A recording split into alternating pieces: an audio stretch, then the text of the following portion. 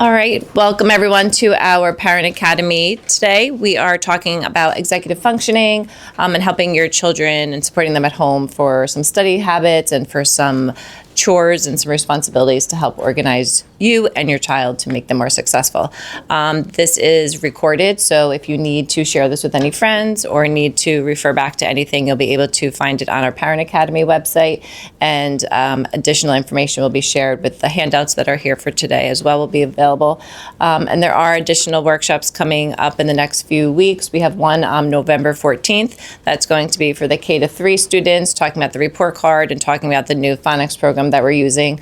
And any other workshops that are coming up will continue to be advertised on our website, and information's on our website. So I'm going to turn the presentation over. Today we have Ms. Kim Husdy who will be presenting, and Ms. Gabby Iadeluca who will be presenting, and I think you'll have a very informative time. Thank you.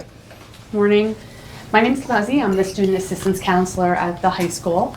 I started my career here in 2001 at Lincoln and Pierpont School, and for most of my career I was going back and forth between both schools, providing counseling services, short-term within a group, individual setting. I do a lot of crisis management, character education. I worked really closely with the administrators on all of our bullying prevention programs. And so this is my 25th year, and now I'm at the high school. So there's been a lot of change for me, but a lot of positive change. This is a workshop that we've done last year, so I'm condensing it a little bit to the really great strategies that I think will be really helpful. One of the things that we did last year as a team is we did a little bit of a book tour around promoting the Anxious Generation book. I'm sure most of you probably read that. We worked really hard to try to help turnkey this, to help really start to open everyone's eyes as to how technology and phone use and iPad use is really getting in the way of kids' development. And so as a seasoned clinical social worker, for me, it was really eye-opening for a lot of reasons. One, because a lot of the things that I was doing here in Rutherford were also very proactive already, and so it was nice to see that I was doing a lot of the right things. And then looking into the book and reading a lot of things, there were a lot of things I was doing at home that I could have been doing better. And so for me, what I'd like to do is kind of help you guys understand how technology and all of those extra things, that the iPad and the gaming, how it's impacting our children. But most importantly, I want you to walk out of here with some hands-on techniques, because for me, when I go to a workshop, one of the things I really dislike is when you go and you hear a whole bunch of information about why something is happening, and then you don't have any strategies to leave with. So when you leave here today, I guarantee that these activities that are in these packets, you'll be able to leave with hands-on strategies to help your children, whether you have someone that's in first grade or whether you have someone that's in 12th grade. So I have two kids. My daughter is 16, she's diagnosed with ADHD. I have a son who's 8, and although he has some challenges with executive functioning, he is not a kid that has any type of diagnosed disorder. But what I see over time is that a lot of the things that my daughter struggles with, my son also kind of struggles with as well. Not as intense though. And so one of the things that I always think about when I think about executive functioning challenges is the ADHD kid and or someone that's on the spectrum. But it turns out all of us at one point in time have had some challenges with executive functioning. It's one of these things that we're not necessarily born with. We have the potential of honing these skills in order to make our lives easier. Executive functioning controls our feeling regulation, our organizing, our memory. And so what happens is over time, there are some people that just look like they have this natural innate ability to be able to focus, to be able to have really great organization, to regulate feelings. And then there's others that really struggle with that. And so I think what we need to do as a community is recognize that there are certain things that we can help our children do better, whether they have a diagnosed disorder or whether they're just struggling with regulating their feelings or organization or memory.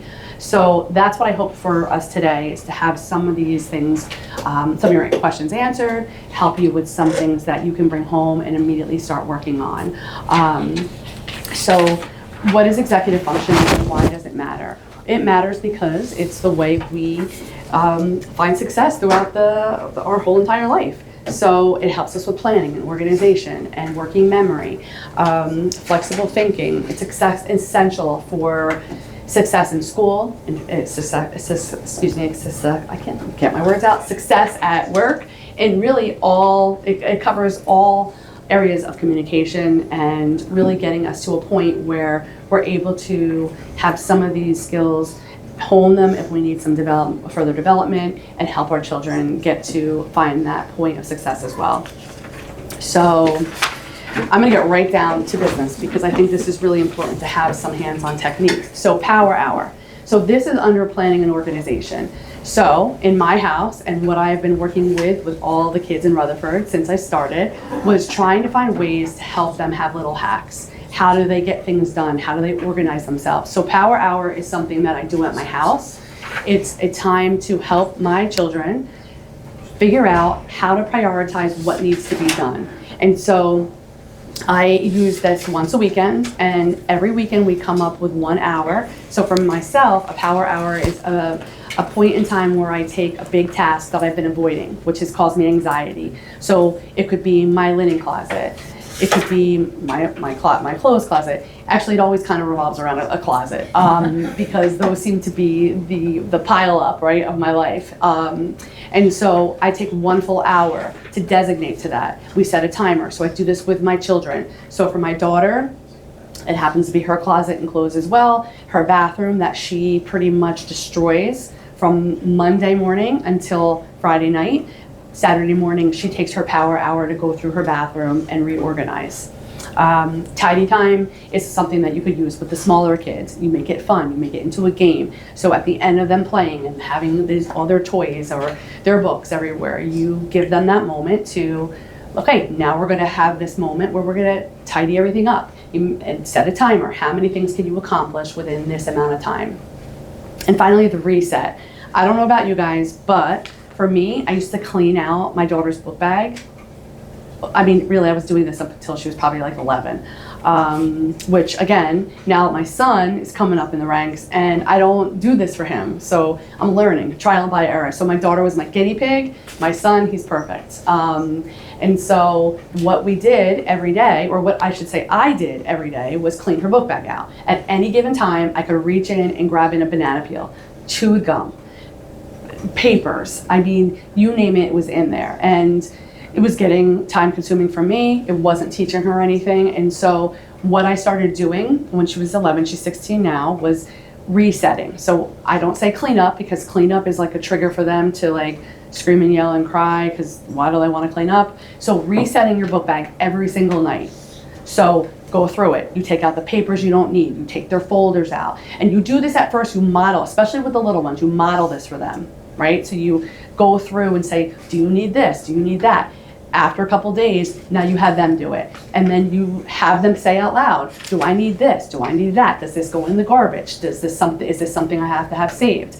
So resetting every night is really helpful for every morning. Okay, and that includes the Chromebook. Just raise your hand if you have children that are in K to 3. Okay, 4 to 6. Okay, 7 to 8. Or to the high school? Okay, so these are things, if you don't do this now, you could start doing this now. And helping and getting your child to do the follow through, right? To make them more accountable. So now, every day, where's the Chromebook go? It goes in the bag. So this becomes something that is routine, hands-on. You model that even with your own things. So I reset my kitchen. I cannot stand coming down to a dirty kitchen in the morning. I do not go to bed unless my kitchen is reset. I don't say clean up, I say reset. So, because I don't know about you guys, if you say go clean your room, it sets off a whole, different set of emotions. Another thing I say in my house, and I get the eye roll, especially from even now my son is rolling his eyes at me at this point, because he's learning from her. So I say, when you walk into your room, or when you walk into the house, don't put it down, put it away. Don't put it down, put it away. So again, my daughter would come in, kick her shoes off, bag, book bag, soccer bag, coat, phone, it would just end up on the floor. So then I pick up this, pick up that. So I constantly started to say, don't put it down, put it away, because then you're saving yourself a step. Because you can't trust your future self. And this is something I say very often in my house. Even for myself, if I get a text, I'll text back later.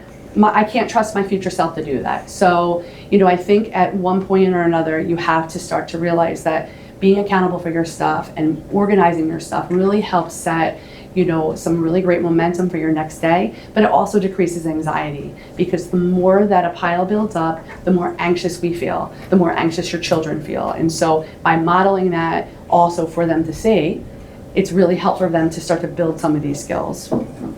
Okay, so don't put it down, put it away.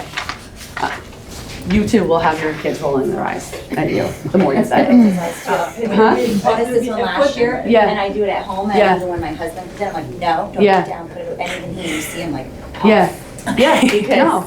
Well, it's helpful, I've been doing it for a year now, Yeah. and he did it with us last year. Yeah, I mean, these are things, like I said, and sometimes I have to remind myself too, because then part of me wants to get something done very quickly, and then I'll find myself, but then I'm like, wait, I'm reversing any progress that was made. So, and I think, again, like with my daughter, me doing all this stuff for my daughter has really, I've seen how it hasn't helped her. And I thought it was helping her. Like during the time I was doing this, I'm like, okay, this is how she's learning to function. But learning to function with me cleaning up after her and organizing her, she's 16 year old now, and in high school it's really, really different.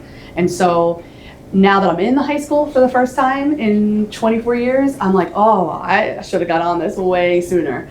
But I think as parents, we do what we think is helping them at the moment, and sometimes helping ourselves at the moment because it's easier. But then fast forward, way harder if you're not establishing those skills for them or helping them establish those skills as they're getting older. Reminders and It's kind of a hard checklists. habit to break. It when is. You're used to doing that all Oh the my time. God. 'Cause then everything is tidy, Right. and you're not gonna wait for Yeah. them, so you wanna. Yeah, 100%. One of the things I didn't include in this, but I was saying actually earlier this morning that, I have a basket everyone has a basket in my house. And so if I find something like my daughter's socks or her phone or her hair tie, if I sometimes I don't mind picking that up, but I'll put it in a basket. And then at the end of the week or the end of the night during a reset, she then takes her basket and puts everything away. So I don't mind doing that. She does that also. So if she's walking past like something that my son was looking for, she'll pick it up and put it in his basket. So it's really helpful to do that too. And that solves like picking it up and walking upstairs to put it away, but picking it up and going downstairs in the basement to put it by where she needs to leave the house, right? So she's, again, a work in progress, but my son's really good at a lot of these things because I'm doing that with him now. And so when I'm working with kids in Rutherford, so your children through the course of, whether they've worked with Mrs. DeLuca or Mrs. Bregman or myself, these are the things that I'm saying to them too. So what we need to do is really work out, as a team to really kind of say the same thing here and say the same thing at home to build that resilience, to build that control and give them that power to be able to do it on their own. Because nothing is worse than helping a 16-year-old in high school. And I'm not talking about your children that are here in high school. I'm talking about my child that's going to high school in Parsippany. So reminders and checklists. So this is really easy to do, right? Writing things down is really important. The more they write it down, the more accountability they have for themselves. So it builds independence. So you're not walking around as that talking to-do list, which is something that I did with my daughter as well. So empty the dishwasher, she empties it, she waits for that next verbal cue. Okay, pick up the foyer. She, again, needs that verbal cue. So then she can't stand to hear my voice anymore. Like, it is a problem. And this other thing that I'm hearing now in the high school, I don't know if your older children say this, like, if my daughter's in the middle of a task, and then I'll say to her in that middle of the task, hey, don't forget to do A, B, and C. And now I don't want to do it because you told me. But I've heard this now in high school. This is what kids complain about. So, I had a student the other day tell me he was vacuuming or doing something, and his mom said to him, don't forget the vacuum upstairs. And he said, now I don't want to do it. I put the vacuum down. So I think it's almost about a control thing, and they want to be able to do it on their own. They don't want to be told. So there's that like conflict a little bit, but it's something that I've heard a lot. And now that I'm in the high school, I'm hearing it. I'm like, this is a high school thing. Like, I didn't hear that from Pierpont or even Lincoln when I was here. This is more of an older kid thing. Next year I'll have more information about it. I'm thinking about, these little things that the kids are saying in high school and trying to, again, like what I'm learning through them, I'm bringing home to my children as well. So it's really interesting having such a difference in age group, but I'm really loving it, and I'm learning a lot also, which is really helpful. But kids are saying, can I finish this one first? Yes, yeah, right, because, they want to have control. They don't think they want control, they think they want your help, and I do think a lot of the time they depend on that, but there does reach a moment where they don't want it. And so the great thing is, if you're teaching them that as they get older, they'll know what to do when they don't want it. Because my daughter at times doesn't want my help, but she's still not where she needs to be. And so that's our challenge, right? Because I want to help a little too much. She's saying that she doesn't need it, but guess what? She really does. So that's a battle that, I find a lot of time, parents have with their older children. Keeping lists and calendars is really important. It helps creating accountability. One of the things I suggest though, like even if you don't do these things for yourself, like maybe your working memory is really great and you don't need to write things down, but that would be a really good skill to teach your child really early on, and saying like, oh, I'm gonna write down my agenda for tomorrow. I'm gonna write down a list for tomorrow. So you start using those words in your house, so then it prompts them to wanna do it. So again, like I'll come home and I'll say, oh, I worked with a student that kept forgetting his Chromebook and he had points taken off. And so, that student and I, we worked on things on what you could do to remember to have that Chromebook. And, and my son will listen. And so, and he's listening all the time. And so I'll tell a story. It's that teachable moment. And so now it's, again, role modeling to them what they need to do to help improve whatever skill they're working through. Email yourself a reminder. I tell this to my daughter all the time, to the kids. So I could be in the middle of something, like even yesterday I was, organizing my day for today, and I needed to remember to bring a couple of things home or from my house to school today. So I emailed myself a reminder because I knew last night I was going to be working on this, and I know that I would have never remembered that. Sometimes I'll even set my alarm on my phone, and it's just something that I'll set a reminder on my phone. My alarm will go off at 9 o'clock, which means to make sure that everything's in my bag to bring here today. So it doesn't say what I need to do, but it's that reminder, that alarm, I'm like, oh, I need to bring my stuff downstairs kind of thing. So color checklist, really important. Sticky notes in odd places. So this I learned from my college roommate. So she continually would leave her keys in our apartment and then go walk down the stairs and wherever her car was and realize like, oh, I don't have my keys, and have to come back in. The last thing she did every day was drink orange juice, so she kept the sticky note on her orange juice, and that was her reminder. It worked for her. So sometimes you think out of the box. The only thing, be careful with that, is change the sticky note and where you put it. So, because sometimes it becomes a part of your environment. So after a couple of days, the sticky note on the orange juice becomes a part of the orange juice. So she would have it on the refrigerator. She would have it, on the doorknob before she left. So that was just the way she kind of, arranged that in her head to help her remember. So little tricks like this. You make it a game. Use the phones for reminders. I think a lot of times it's that catch-22 with the phone, because we don't want them on it, but it's really helpful in a lot of ways. And so what we do in my house, my daughter is a big writer. I write things down too. I keep a planner. I don't use at the high school they use the Google Calendar. I say this Google Calendar as if I don't know what that is, because I've never used it before. And Mr. Scuddy is a guidance counselor, and he's like, get on the Google Calendar. I'm like, I like to write everything down, but that works for me.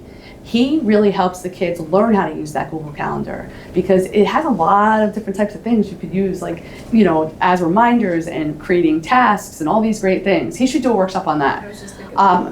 Don't record that, because then he'll be mad if I'm putting that out there. But these are the things that, even as you get older, like for me, I'm 50, and I'm like, oh, like, okay, so I might be a little resistant, but the other day I used it to invite a whole bunch of kids to the group. And it really worked. They all showed up. I'm like, wow, I don't have to write passes. I was writing passes, like 50 passes at the high school for kids to come the next day. So I'm like, I might have to, open my eyes to something new. But I think it's just important to try different things. And what works for me might not work for you. What works for you might not work for your child. So it's, again, trial and error. So the look back rule, I forgot. So, do your kids say I forgot a lot? I forgot to do what? My homework. I forgot to plug my Chromebook in. I forgot to bring my water bottle. This is constant, once again, in my house. And so I started, again, my son's great at this. My daughter's still a work in progress. But I started saying to them, when you leave any room, you look back and you scan the room. So in the beginning, I'm helping them do this, right? So we stand together and I would say to my son, Carter, what do you see in here that should not be in here that you brought in here? My socks, my water bottle, my book, my Legos. So I'm like, so when you're leaving the room, but I'm still playing with my Legos. Okay, but the glass is empty and, you can bring that out because you're gonna go back in. You can bring the Legos back the next time you go. But, if you're looking back, it saves you many trips and me yelling when you're just getting into bed, can you come back down and clean up the living room? So look back. I do this when I leave. I am notorious at Pierpont School. I would drive myself crazy because I can't park, so I park a mile away from Pierpont. Then I would do that whole thing too. I would leave something in my office. So whether it was my keys, whether it was my phone, my book, and I would have to then get to the car, realize it's not there, go back up the steps of the Pierpont. Again, you would think this is awful, but it was. At 3:30, when I want to be home and beat Route 3 traffic, I'd have to, again, walk back up and do the whole thing. So before I started, again, new behavior for me about probably 8 years after I was so sick of myself, I'm looking back and I would have a mental checklist in my head. Phone, purse, keys, bag. And so that's what I would do every time I would leave and I turn around. So when I leave my house, this is what I do. I don't need to do this anymore though when I leave my house, but my son sees it. So what does he do? Chromebook, book bag, lunch, and he's doing the same thing. And I'm like, oh my God, it's working. So you see these little steps into really kind of taking control, right? So this executive functioning piece is, allowing them to organize, and you're really honing those skills. And so the more you model, the better they will learn. Because here's the other thing that I'm picking up on. So social learning in my house, I see it every day because my son mimics my daughter in the way that he speaks, in the way that he carries himself. And so a lot of it's good, some of it's not so good. And so it just really reinforces the fact that I need to be modeling this too more. Sometimes I forget because you're busy, right? You forget that it takes a little extra time to say, okay, everyone, I'm making my list right now, let's do it together. Because it's easier for you to do when you're alone or you're in the car or whatever that is. So modeling is super important. Especially that chart. Does anyone have a hard time having their child charge their Chromebook? This was a problem in my house. No. We got that. Yeah. Or leaving the charger or the Chromebook at home. This is something that popped up a lot. Okay. I forgot again. So anchoring. So anchoring is something that I started doing for myself years ago. It's linking important objects to one essential object. So for example, for me, I would never take vitamins. I wanted to take vitamins. I would take vitamins in my purse. I would put them on my desk. I would, God only knows where they'd end up, but I would never take them. So I started taking and anchoring my vitamins to brushing my teeth in the morning because I did that every morning, so why not take the vitamins? So linking important habits to other important habits, it really helps. So, with my son, one of the things that I work with him on is his routine in the morning. So currently, I don't have to bring him to before care anymore, but last year and the year prior, what would happen is 2 days a week I'd bring him to before care, and he looked great when I had him. He had his teeth were brushed, his hair was combed, his clothes were matching, and that was great. But on the days my husband would put him on the bus, he looked like a hot mess. Like he walked off the bus and I was embarrassed to know that he was in school for 6 hours looking the way that he did. And so one of the things that I never had a hard time getting him to do was also brushing his teeth. I know some parents complain that they have a hard time getting their kids to brush their teeth, but we linked the hairbrush to the brushing the teeth, because once you get in the bathroom and he's brushing his teeth, it was easier for him to brush his hair at that point. And so with what was happening when I wasn't there, and I did this too, but I was in control of it. So he'd brush his teeth upstairs, but the hairbrush was downstairs in the bathroom. So my husband never brushed his hair or reminded him to brush his hair because he never made that step into that bathroom. So brushing his teeth, brushing the hair, and then you do that, you link that, so then this way that important behavior becomes attached to another important behavior. Okay, it makes it a little easier. So for my daughter, her book bag is in her bathroom upstairs. So the reason why she keeps her book bag in her bathroom and not by the front door, it's because the last thing she does in the morning is brush her teeth. So she does that and checks her makeup. So if she's doing her homework and she stays up a little later, so her book bag's in the bathroom, so she'll take her Chromebook, charge it in her room, and then if right before she goes to bed, if it's fully charged, she puts it by the book bag. If she has to bring something soccer related, she puts that by the book bag. If she has to bring, the other day she was bringing a sweater back to her friend that she had borrowed, she put it by her book bag. So that's what her anchor is, because that's the last place she goes before she leaves the house. Yeah, so that one is a good one. Again, these are all really effective. Habit stacking, I actually just covered that within the anchoring, but habit stacking, again, is creating that one essential behavior to create new behaviors, to keep that in the forefront of remembering what to do and when you need to do things. I think that, again, I always go to the Chromebook because the Chromebook is the biggest point of contention in my house a lot of the time, because it's either not charged or my daughter can't find it. But I think for a lot of her memory, again, when she's rushed or when she's anxious, you see a decline in her remembering to do things. And so, again, stacking those habits together and anchoring what was really important to her in one spot is really, really helpful. Okay. The 2-minute rule. I call this the Huzzy 2-minute rule. I say that at now I'll say that at the high school, but I said that at Pierpont School and Lincoln School for such a long time. And so the 2-minute rule is something that my husband actually shared with me. He read a book by David Allen years ago, and it was like getting things done. And he's in corporate America, so he was telling me all the time, read this book, it's really helpful. And I kept thinking I'm in a school, what do I need this for? But this was really beneficial.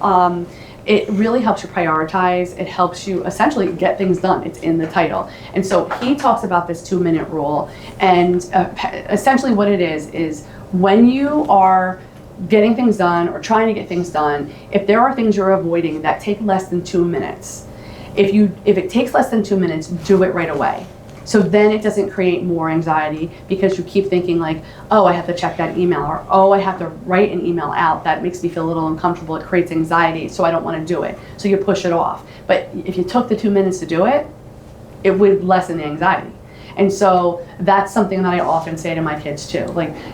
We're eating dinner, then my kids all have, responsibilities. My son will take the dishes from the sink. My daughter puts the dishes in the dishwasher. But sometimes my son will say, oh, I'll do it right after I do, the last of the Legos, or I want to watch this one last thing. I'll do it then. It takes you less than 2 minutes. Why are you going to push it off? Because then guess what? It doesn't happen, or then I'm nagging them, and then it becomes an issue. So if you could do something in less than 2 minutes, do it.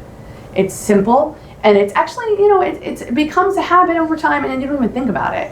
It's the same thing when you walk into the house.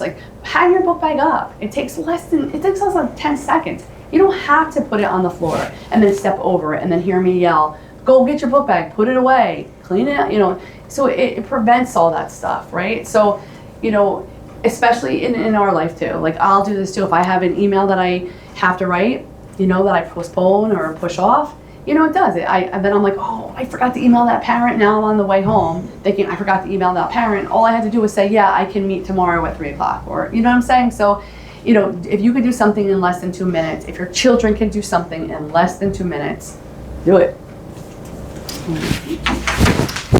15-minute procrastination rule.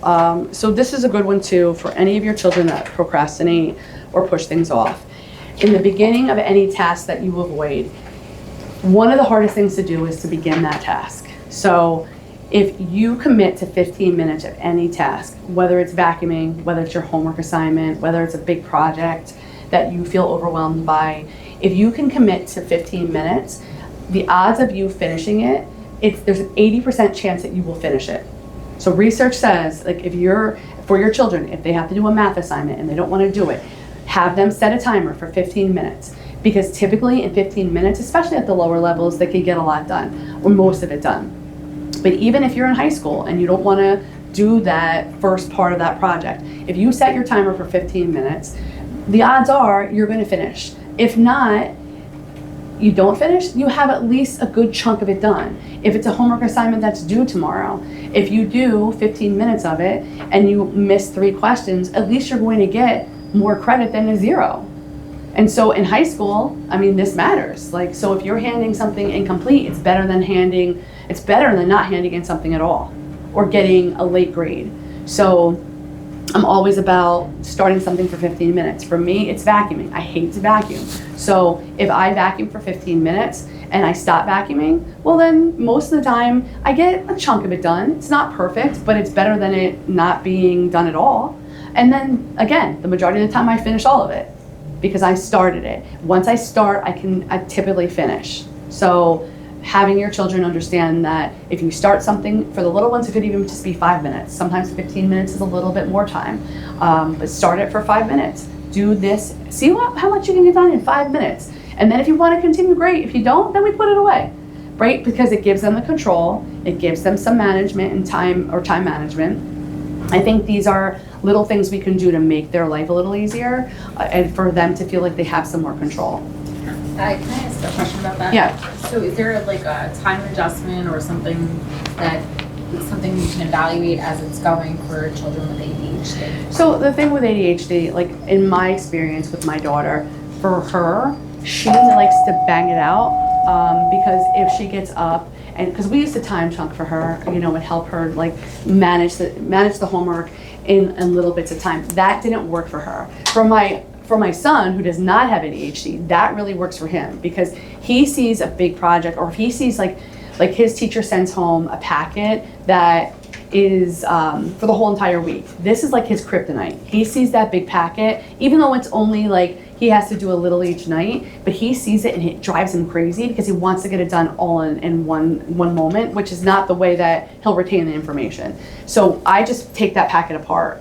But for me, I find that if they like to do things in small amounts of time and they can get back to it after they stop, then I'm all for breaks. But if you find that, you know, you give that break and then it's like double the time to get them back to start that again, sometimes I find that that's harder.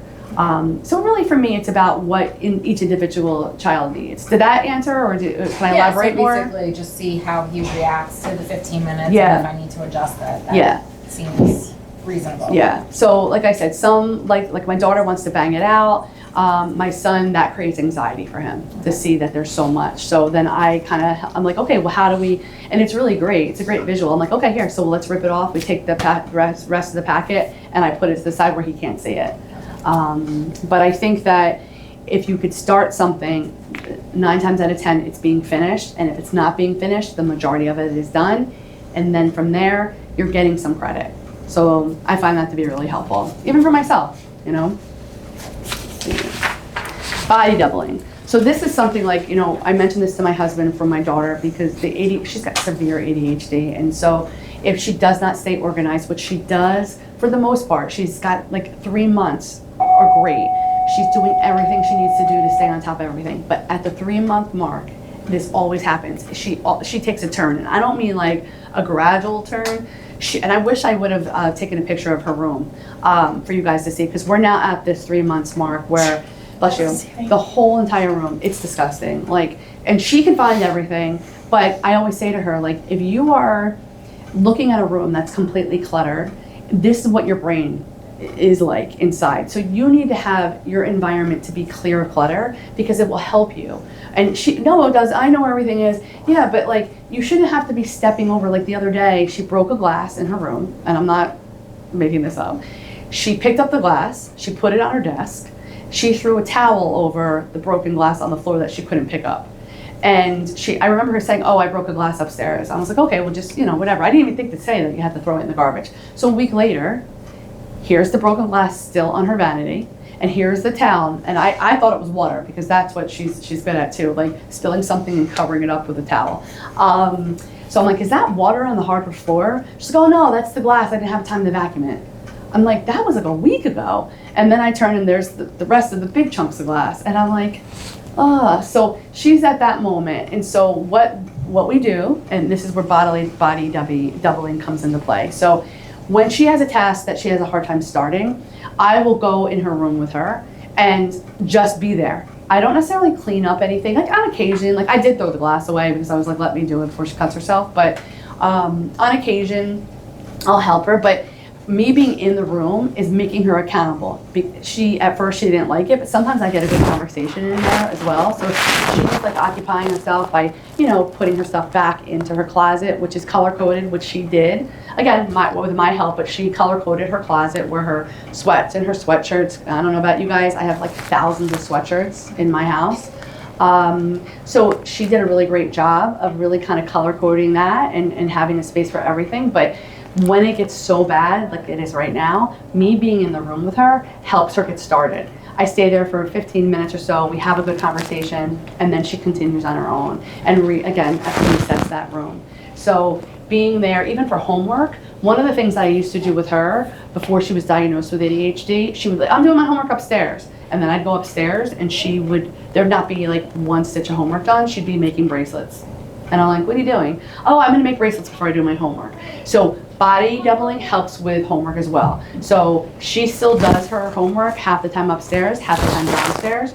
But when she has to study for a test, she does it downstairs because she knows that I'm there, and just by me being in the room makes her accountable. My son, he does it at the table. Now, I don't help him with his homework though until the end, because I can't get this one. Well, you can, you just don't want to read it. So read it, try to answer it. If you can't answer it, at the end we'll go over it. But it helps for him to have me in the room, because then he's not sidetracked with the dog or getting another snack or like trying to like turn on the TV or something like that. So it's helpful to be in the room when your child's doing the homework, but not actively engaged in that homework, because then they rely on you to do the homework, explain the homework. But it helps. It builds resiliency, long-term skills, right? Like, and then again, you can, if you're really good at organizing, like I tend to put a good closet together. And so when she does struggle, like her seeing me kind of like put, like in the beginning of this past weekend, we had like 3 bins, like a pile of things that were dirty, because that's the other thing. A lot of times her clean clothes are mixed with her dirty clothes. After she washes her clothes and she folds her clothes. So I'm like, you look what you're doing. You just missed that last step of putting them away. Now you're re-washing clean clothes because you don't know what's dirty or what's clean. So we do 3 piles: donation, clean clothes, dirty clothes.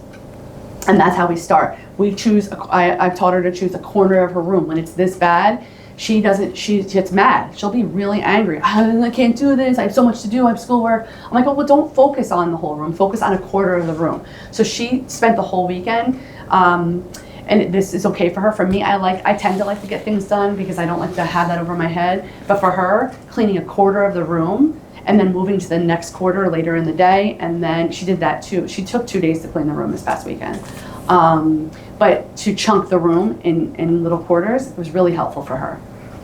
And like I said, don't get accustomed to doing the work for them. Teach them how to organize, and then start to gradually move yourself away, or you're going to be organizing them until they're leaving your house, and then they'll be back from college because they can't do it on their own. So All right, the power of the pause. Okay, so I wanted to talk, this for me is really, really important because this is, I think, for my daughter, her biggest challenge with ADHD. Pausing before she says something or reacts to something, because she's not as severe with like the organization and memory as the self-regulation. And self-regulation, in my experience over the last 24 years of being in Rutherford, has been really probably for me one of the most important things that kids need to really, really hone that skill. Because if you are overreactive, it becomes a huge problem, not only in your classes, but also socially. So my daughter was very, very intense from day one. When she was 3 years old, we used to think it was funny, you know, like she was really reactive, and when she was really happy, she was really happy. When she was mad, you know, it was really like, oh my God, like, overreaction city, right? But I'll never forget, she was 3 years old, she was leaving bedroom or wherever, and she swung the door. As she walked through it, the doorknob hit her in the head. And she turned around and she looked at that doorknob as if it personally attacked her. And on like this inanimate object, she clocked it with her fist, and I'm like, and I watched her, and I'm like, and she was mad at that doorknob. And so it was then I was like, oh, like she really needs to regulate. And so what I did, which I do not recommend you guys doing, I helped her regulate so much that I was doing it for her.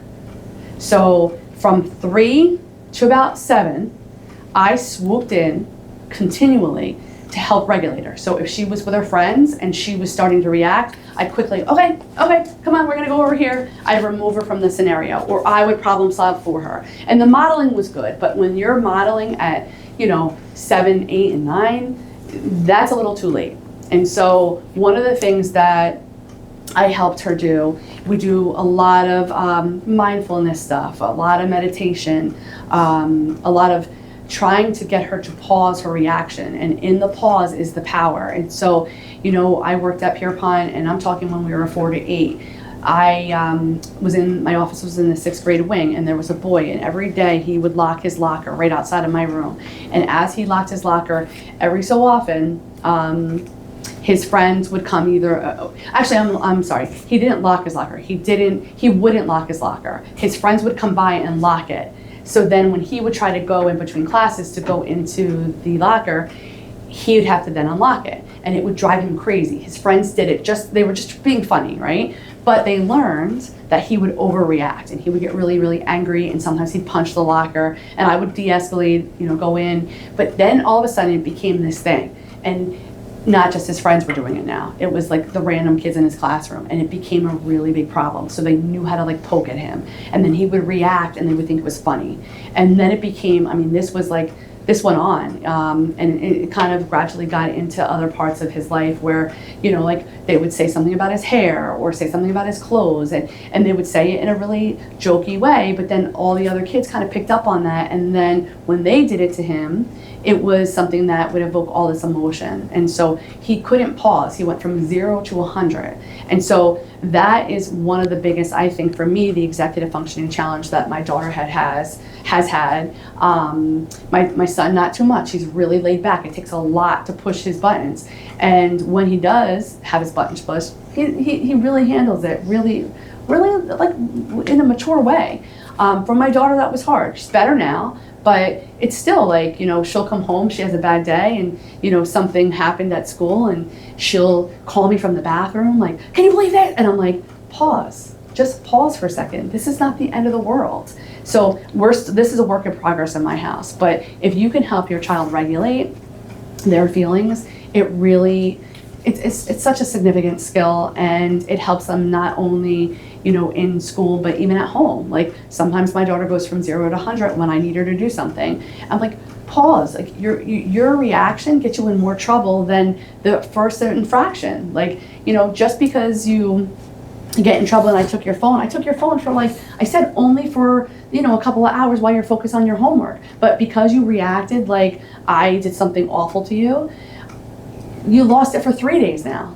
right? Because they overreact. So if you can help them control and teach them to control that reaction and not swoop in and try to fix every problem, especially early on, trial and error is really important for them. They need to fail. And so for me, with my daughter, I didn't want her to fail. And partly selfishly, I didn't want to be that parent at the birthday party when my daughter was de-escalating because she didn't get the first piece of cake at someone else's birthday.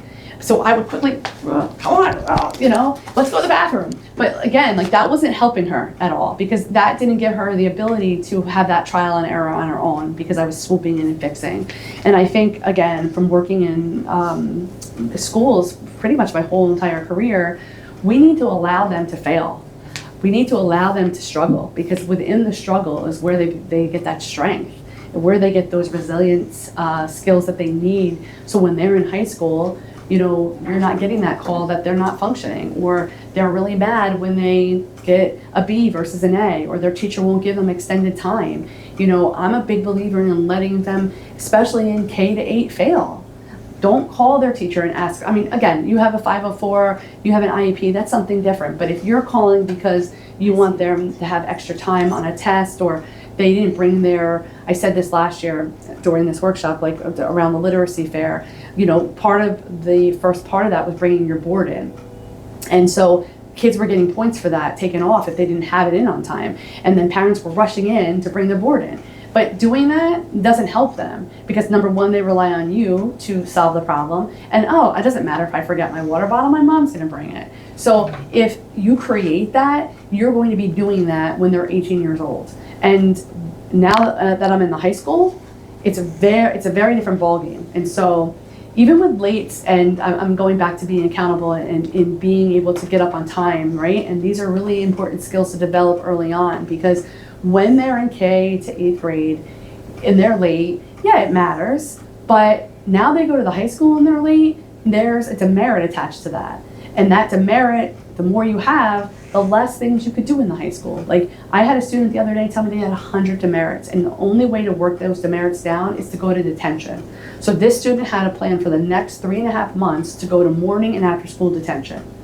Because if they don't, they can't walk in graduation.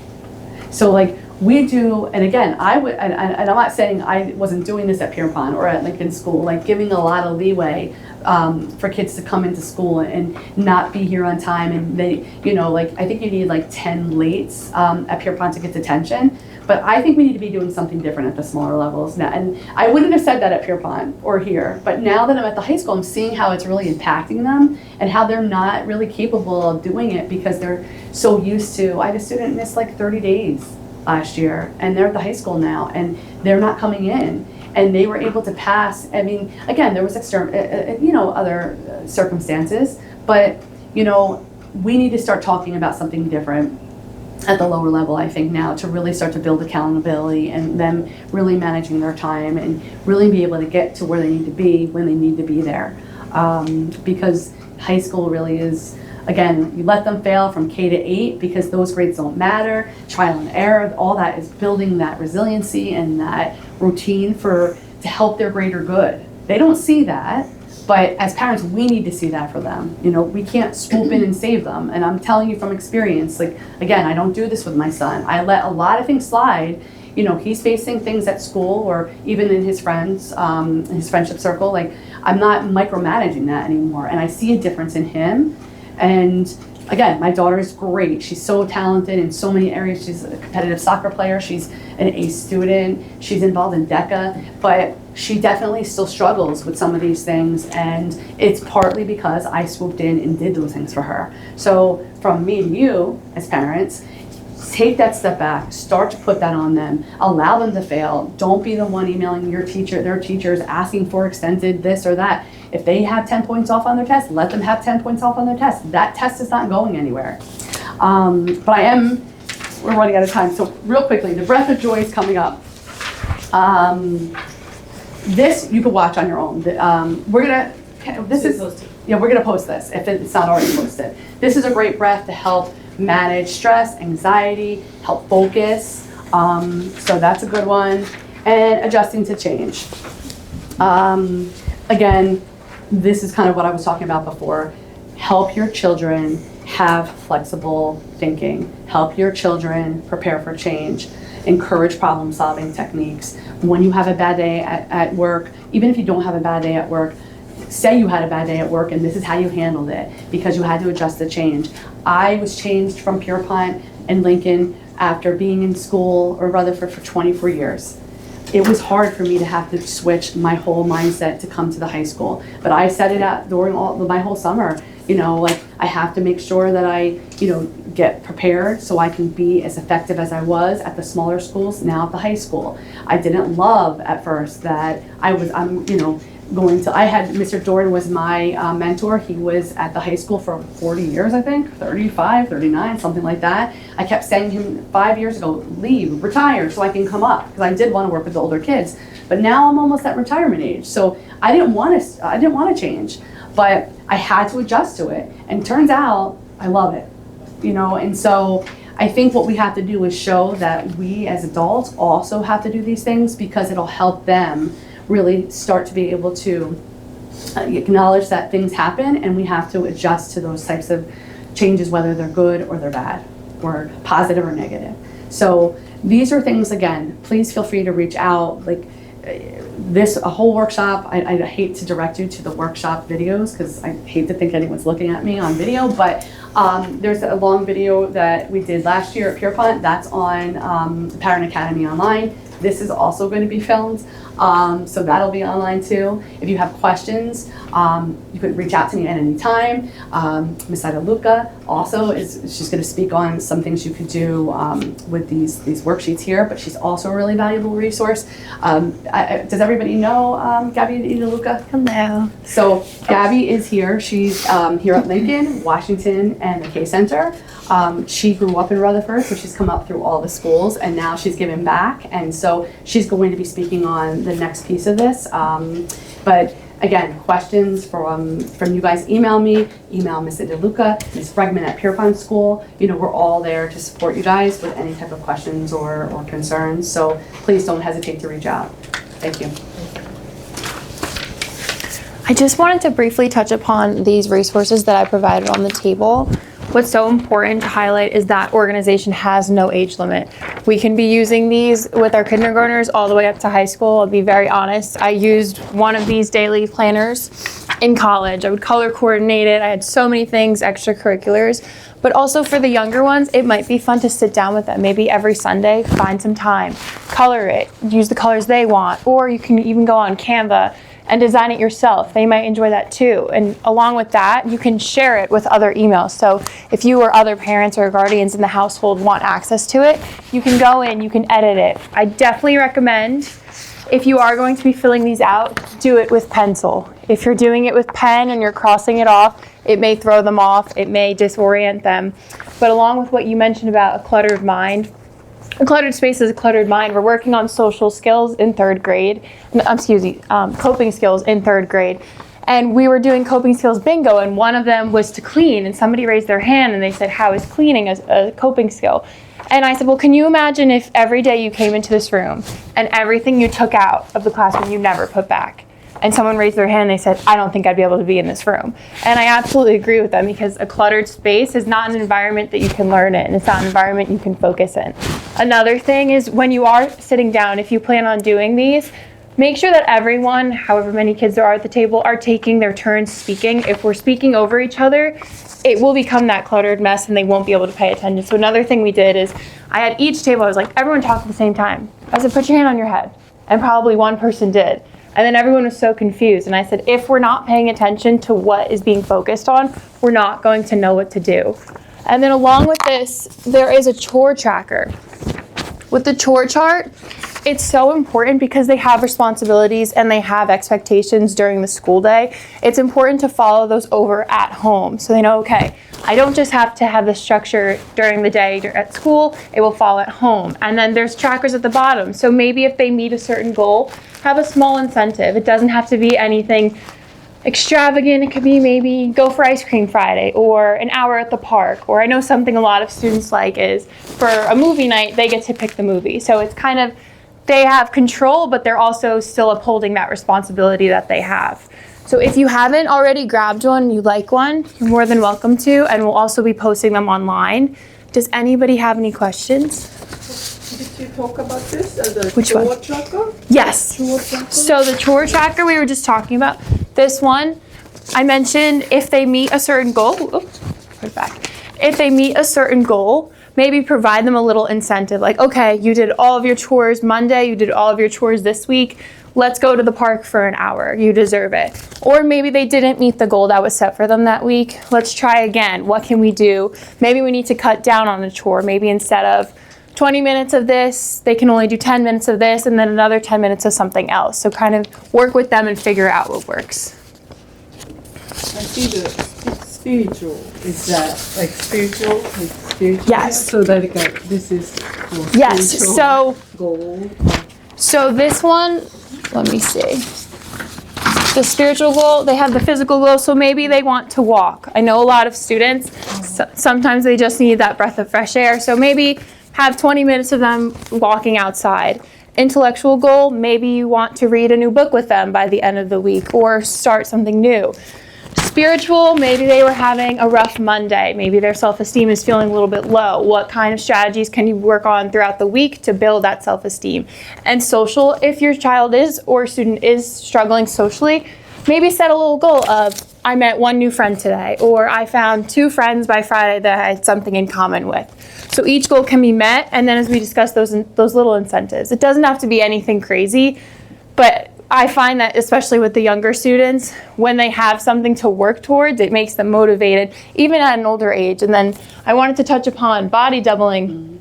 I had my college roommate where if I was not in the room, she was not doing anything. She was not cleaning her room. It was a disaster. So it was a very distinct split room. Like this was my side, this was her side. So when I would go home on the weekends and she had some important work to do, or she just wanted to motivate herself to clean the room, she would ask me to FaceTime.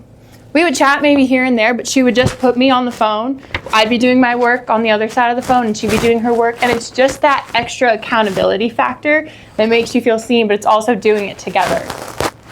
Does anybody have any questions? Okay. Thank you so much.